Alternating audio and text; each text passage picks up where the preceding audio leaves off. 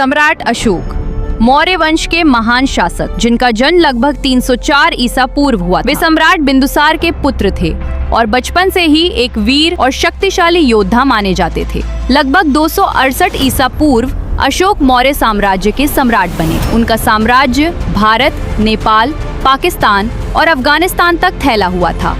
लेकिन 261 ईसा पूर्व में हुआ कलिंग युद्ध उनकी जिंदगी का सबसे बड़ा मोड़ बना। ये युद्ध कलिंग राज्य के साथ लड़ा गया, जो एक स्वतंत्र और शक्तिशाली क्षेत्र था। इस भयानक युद्ध में लाखों लोगों की मौत हुई। चारों ओर विनाश और चीख पुकार देखकर अशोक का दिल बदल गया। उन्होंने हिंसा का मार्ग छोड़ दिया और शांति तथा धर्म का रास्ता अपना लिया।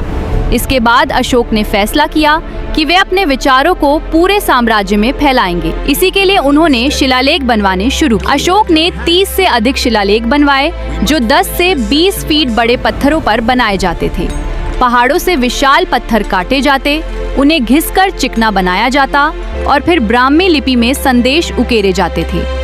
इन शिलालेखों में शेर, हाथी और बैल जैसी आकृतियां भी बनाई जाती, जो शक्ति और धर्म के प्रतीक थे। इन शिलालेखों को बनाने में लगभग 100 से 200 मजदूर लगे और इन्हें पूरे भारत, नेपाल और अफगानिस्तान तक स्थापित किया गया।